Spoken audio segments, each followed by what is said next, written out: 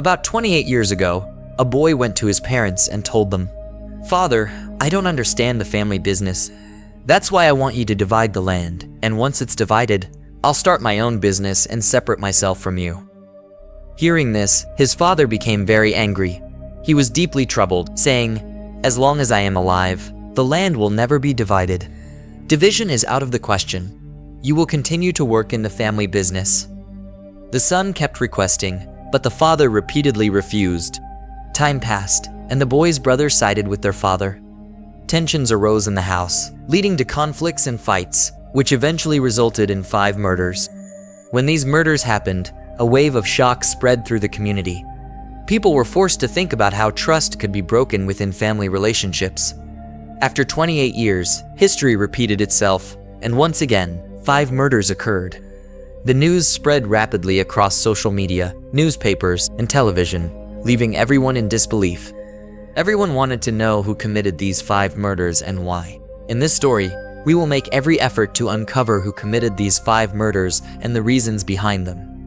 Please try to understand each character carefully, as there are many involved in this story. Before we dive into the details, if you're visiting the channel for the first time, please subscribe and don't forget to press the notification bell icon. The story takes place in the city of Banaras, Uttar Pradesh, in an area under the jurisdiction of the Balpur police station, specifically in Bada Bandheli.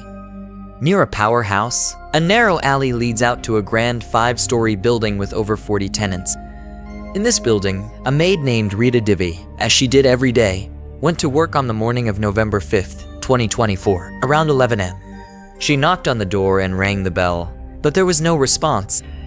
After waiting, thinking someone might be in the bathroom, she continued to wait. After a while, when still no one answered, she pushed the door, and it opened. What she saw inside left her screaming. The lady of the house, who also owned the entire building, named Nidu, around 45 years old, was lying on the floor, covered in blood. The sight was so horrifying that anyone would have been stunned. Rita Devi screamed loudly, and the tenants ran to the spot where she was standing. When they arrived, they too saw a terrible scene. The eldest son, approximately 24 years old, named Navendra nicknamed Naaman, was lying dead in one of the rooms, also covered in blood. A 17-year-old daughter, named Goreng, was found in a corner of the house, also covered in blood. The youngest son, Subhendu, around 15 years old, was lying near the bathroom. It looked as if he had tried to escape, but the killers had chased him and killed him. His body bore signs of injury. The tenants who had gathered immediately called the police. The police team arrived, including Commissioner Mohit Agarwal, DMS, Raj Lingham, DCP Gaurav Baspa, Anip Nidu Kadian, Ek Dhananjay Kumar Mishra, and Ek Katwali Shashan Soni. The dog squad and investigative team examined the scene, finding 4 members of the family brutally murdered inside the house. As the investigation unfolded, it was revealed that the head of the family, Rajendra Gupta, around 55 years old, was also missing. The authorities asked about him, about where he might be. Locals nearby started saying that there was often a dispute between the husband and wife, and maybe Rajendra Gupta had killed them. That was all it took for the police to start searching for him. They began looking for him in every possible place they could reach, wherever they could inquire. They took his phone number from some people, placed it under surveillance, and tried to determine his exact location. About 15 kilometers from Badni, in a place called Ruhaniyat near Mirpur Rampur, his last location was found. On November 5th, 2024, the police hurried to the scene, arriving around 2 p.m. They saw him lying partially clothed on a cot with a mosquito net around him. When they lifted the net, they found that he, too, had been murdered. He had been shot. Not just once, but twice, one shot to the chest and another to the temple. The family and the entire city were left to wonder. They had been suspecting him, and now he had also been killed.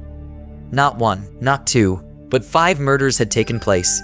2 sons, a daughter, a husband, and a wife. The police were investigating, trying to figure out who was behind these 5 murders. When the media reported it, they revealed that Rajendra Gupta had been shot twice, his wife twice, the older son 3 times, the younger son twice, and the daughter twice as well. All the shots were fired from a .32 caliber weapon, indicating a single weapon was used. When locals were asked, they said that amidst the noise of fireworks, no one could tell when the shots were fired, who fired them, or how. Despite more than 40 tenants, meaning 40 families living there, no one realized if it was the sound of fireworks or gunshots. The shooting happened on the lower floor of this very building, and the landlady's children were killed alongside her. As more details came out in the media, the story that emerged was this. Pana Sahab, who lived in the same area, ran a rickshaw business. After he started this business, he had a son named Lakshmi Narayan. Initially, he would rent out his rickshaws. He owned more than 200, which people would pull manually. Eventually, e-rickshaws began operating, as you may know.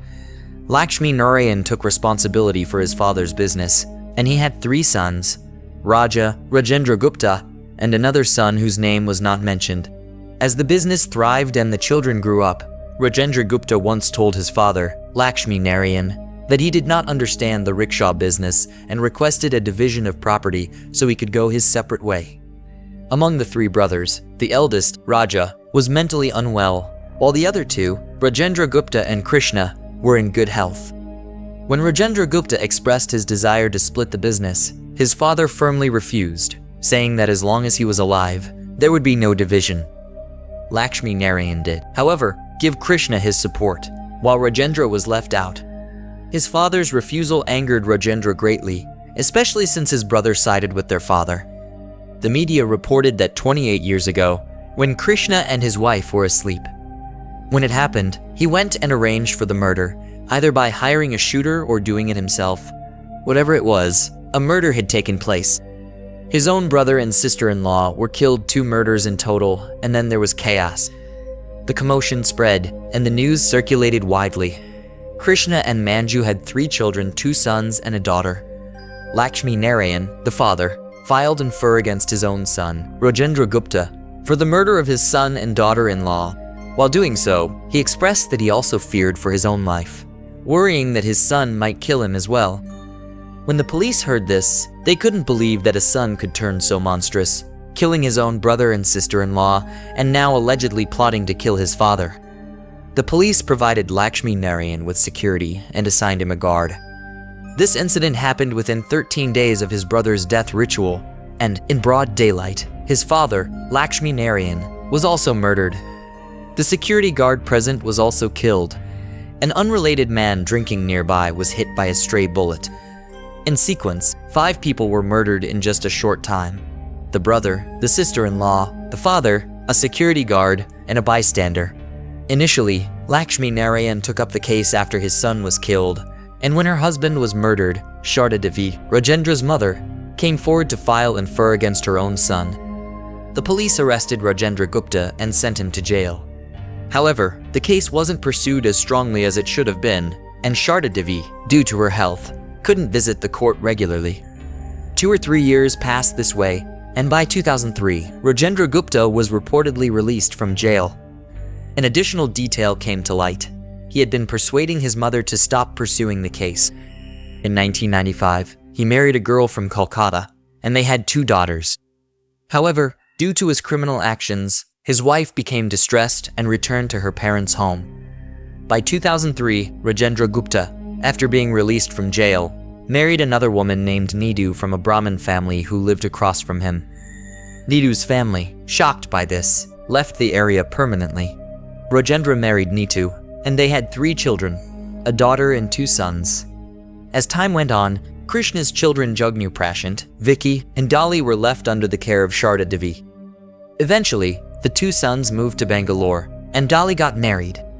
Rajendra Gupta's business continued to grow as he bought and built buildings and rented them out, earning around 100,000 rupees per month. He also engaged in social service and had connections with a political party. But on November 5, 2024, when 5 murders took place consecutively, it spread shockwaves throughout the area. The media reports reminded everyone of the massacre 28 years ago, linking this new series of killings to it. While Krishna's daughter is married in Delhi, his sons moved to Bangalore, but one of them returned during Diwali and was subsequently arrested by the police. Additionally, 5 others were arrested, and the police are examining connections between the 2 massacres, though they haven't reached any conclusive findings.